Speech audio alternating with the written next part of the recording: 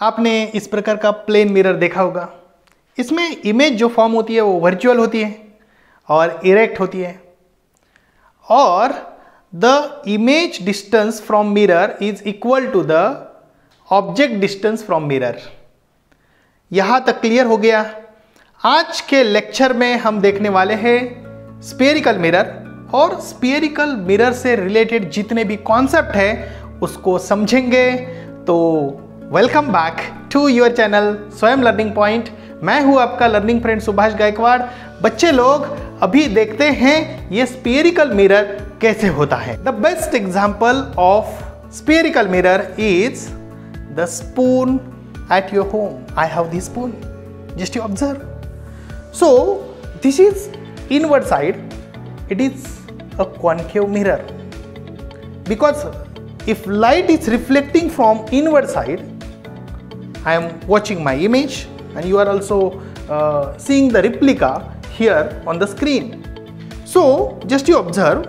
I am observing myself. The image is inverted.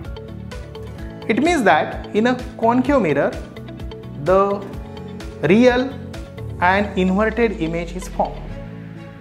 Now, if I am observing from this side, this is outward side, or it is called as a convex side. So this type of mirror is called as a convex mirror. If I am observing myself, this is erect image and smaller than myself. तो ये जो spherical mirror है अक्सर आपको vehicles में दिखाई देंगे, लेकिन आप बोलेंगे वो तो फ्लैट होते हैं। नहीं, these are the spherical mirror. तो हाउ इट इज मेड? तो just you look this sphere, और ये स्फीयर का ये यदि मैं क्रॉस सेक्शन ले रहा हूं, एन क्रॉस सेक्शन, तो ये क्रॉस सेक्शन को यदि देखेंगे तो this is a curved mirror और a spherical mirror. Now if I coat from outward side or paint from outward side, and inward side is reflecting, means ray of light are reflecting from inward side, this is a concave mirror.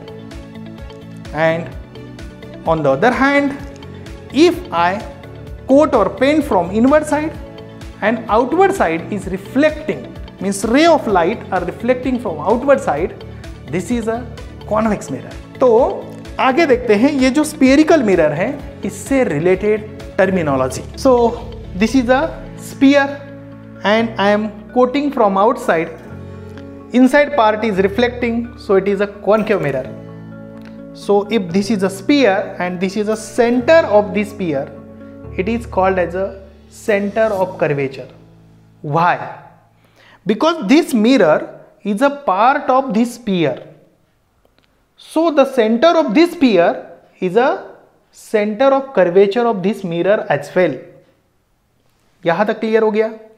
दूसरी important बात, जो sphere की radius आपको यहां दिख रही है, that radius is also a radius of curvature for this sphere.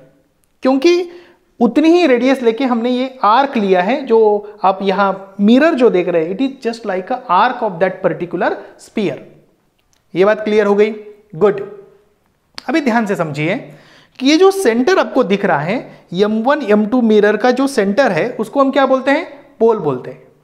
और when we draw a imaginary line, straight line from pole and centre of curvature, it is called as a principal axis.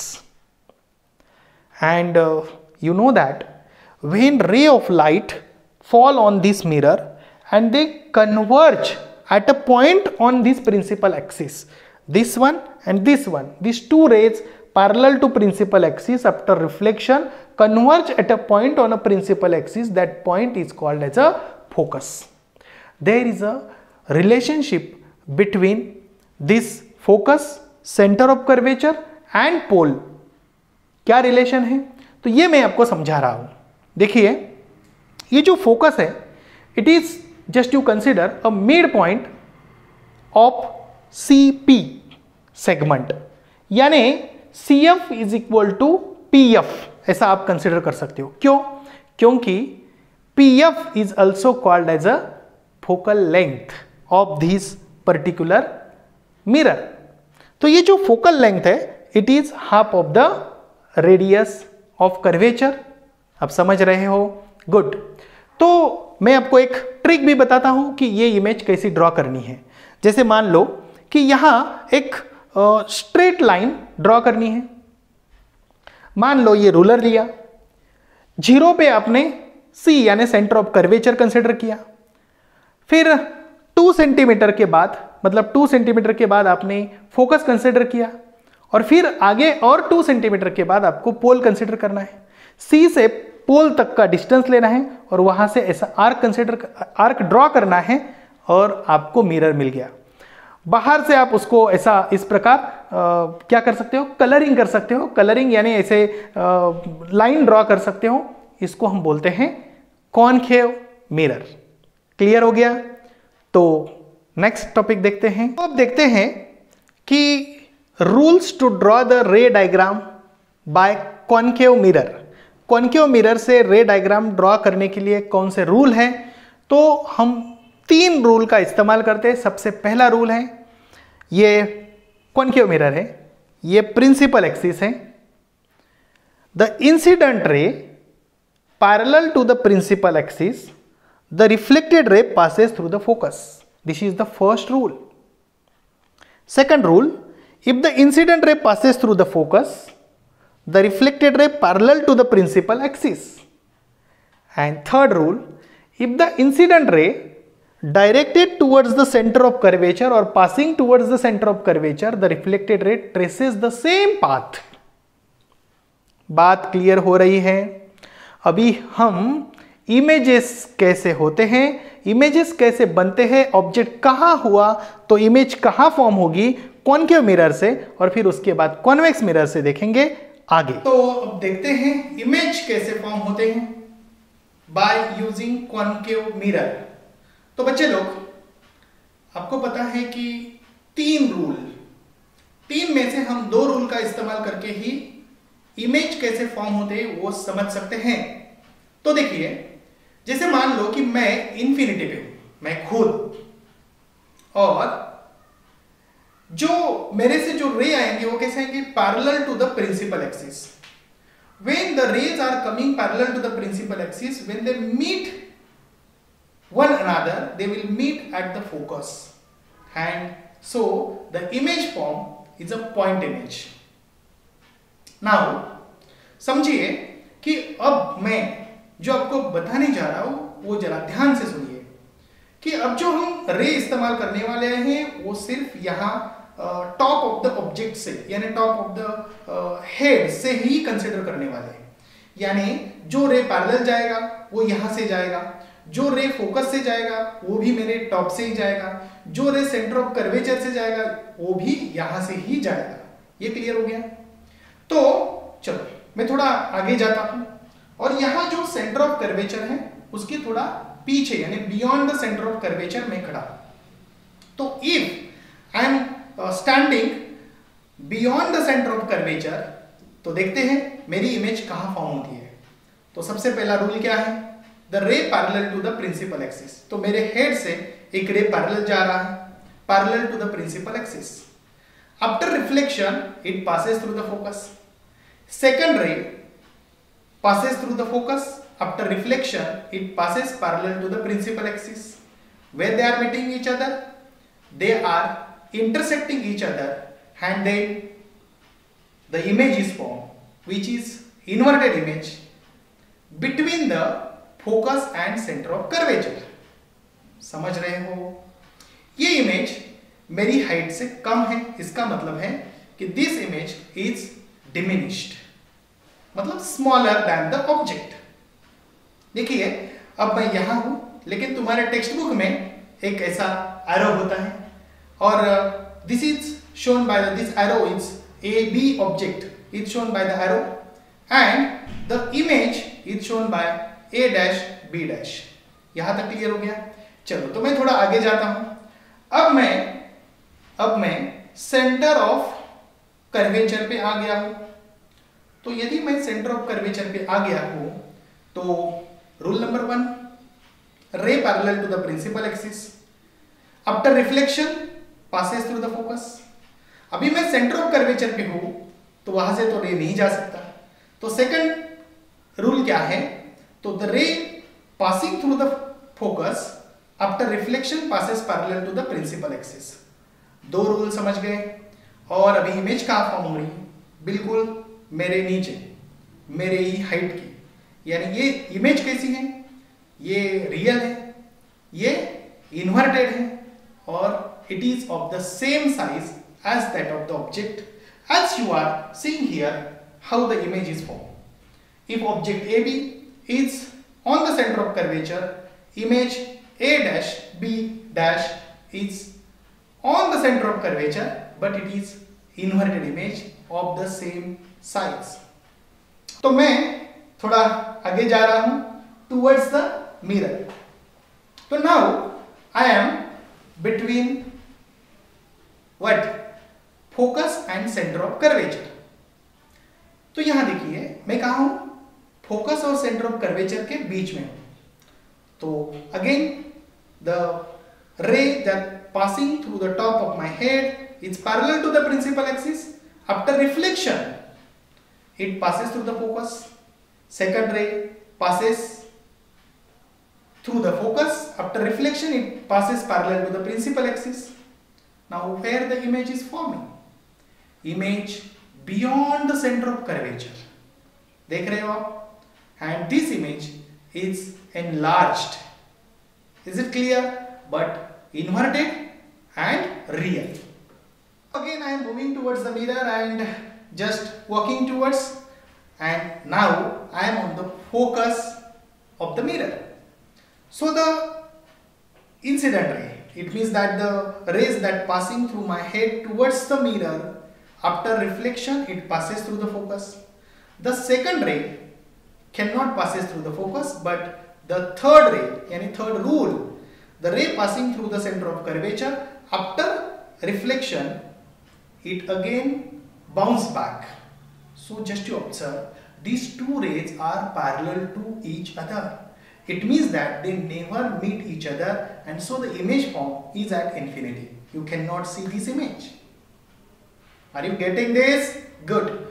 So I am right now between the focus and pole. So in this case, again the parallel ray, after reflection it passes through the focus. The second ray, passes through the center of curvature. It bounces back, and the image form here is not you are observing. So what we have to do? We have to extend the ray backward, and now my image is formed behind the mirror, and it is erect but virtual, and on the principal axis behind the mirror you are observing it. Is it clear? So in this way we can use the rules to draw the ray diagram and rules to understand where the object where the image will form. आप समझ रहे हो? तो let's have look towards the convex mirror. तो अब हम देख रहे हैं rules to draw the ray diagram by convex mirror. आपके टेक्स्ट बुक में ये नहीं दिया गया है तो भी समझ लीजिए। ये कॉन्वेक्स मिरर है, ये प्रिंसिपल एक्सिस है, और it is coated from inside and light is reflecting from outside, outward side of this spherical part, and that's why it is called as a convex mirror. So this is center of curvature, this is focus, and this is pole. तो ये image कैसी draw करनी है, रे diagram कैसी draw करनी है, मैं आपको बताता हूँ। करना क्या है, एक स्ट्रेट लाइन ड्रॉ करनी है, रूलर रखना है, यहां आप P ले लो, पॉइंट P यानी पोल 0 पे। उसके बाद 2 सेंटीमीटर पे आप F यानी फोकस ले लो, उसके बाद 2 सेंटीमीटर पे आप सेंटर ऑफ कर्वेचर ले लो, सेंटर ऑफ कर्वेचर से P तक का डिस्टेंस ले लो और कंपास से आर्क ड्रॉ करो, आपको मिल जाएगा कॉन्वेक्स मिरर। क्लियर हो गया? सिंपल है, यानी रे डायग्राम कैसे ड्रॉ करने की है मैंने आपको समझाया है। अब रूल देखते हैं कॉन्वेक्स मिरर के लिए। तो रूल नंबर 1, जैसे देखो यहां जो ऑब्जेक्ट है it is in front of the mirror, object always kept to the left of the mirror, ध्यान दीजिए। और तीन रूल, एक rule, if the incident ray parallel to the principal axis after reflection it diverge, but if you extend it, it will pass through the focus. The second ray directed towards the focus after reflection it passes parallel to the principal axis, and the incident ray directed towards the center of curvature, it bounce back to the same direction. If you extend it, it passes through the center of curvature. And fourth rule भी है, वो इस्तेमाल करने की जरूरत नहीं है लेकिन तो भी मैं बता देता हूं अभी। If the incident ray directed towards the pole, the reflected ray makes equal angle with the principal axis this way. Clear हो गया? अब हम देखते हैं images form by convex mirror. You might have enjoyed how the images form by concave mirror at various positions of the object, and you have also learned the rules to draw the ray diagram by convex mirror, which is not given in your textbook, but I have explained you to understand. Rules are same as the rules of the concave mirror, but in concave mirror the rays are actually meeting each other, and in convex mirror the rays are not actually meeting each other. तो यहां मैं आपको बताने जा रहा हूं मेरी image कैसी फॉर्म होगी if I stand in front of convex mirror. तो चलो मेरे साथ। अभी देखिए कि मैं यहां मैं प्रिंसिपल एक्सिस पे हूं और just I am here in front of the mirror. This is a convex mirror by the way, understand this carefully. Now the one ray which is passes parallel to the principal axis, it reflect back, and if I extend this ray, it will pass through the focus. The second ray is directed towards the center of curvature, it reflect, bounce back, but if you extend it, it will pass through the center of curvature. And where they are meeting? They are meeting behind the mirror, and just you find my image behind the mirror which is smaller than me. It is erect but virtual image. इसका मतलब है कि convex mirror से जो image form होती है वो virtual होती है, इरेक्ट होती है और डिमिनिश्ड होती है, यानी स्मॉलर होती है। ठीक है, अब मैं थोड़ा आगे भी जाऊं, ठीक है, तो यहां देखिए क्या हो रहा है। Again the ray parallel to the principal axis, after reflection it diverge, and if you extend that it passes through the focus. Second ray directed towards the center of curvature, but it again bounce back, and if you extend it, it passes through the center of curvature, but the image is formed as usual behind the mirror. It is erect, virtual. Clear हो गया है? इसी कारण ये convex mirror हम कहाँ इस्तेमाल करते हैं? कार्स में इस्तेमाल करते हैं, व्हीकल्स में इस्तेमाल करते हैं, क्योंकि ऑब्जेक्ट कहीं भी हो image always smaller than object होती है, और ऑब्जेक्ट जितना दूर हो इमेज थोड़ी छोटी हो जाती है लेकिन दिखती है, और उसके आजू बाजू का एरिया भी दिखता है, और इरेक्ट इमेज होती है, इसके कारण एक्सीडेंट नहीं होते। बात क्लियर हो रही है? So thanks for watching this beautiful, extraordinary, awesome video. You might have enjoyed the video and learn all the concepts. So दोस्तों में शेयर करना, नए हो चैनल पे तो सब्सक्राइब करना, और नीचे कमेंट बॉक्स में लिखना क्या आपको इस प्रकार के वीडियो अच्छे लग रहे हैं। तो thank you once again, bye.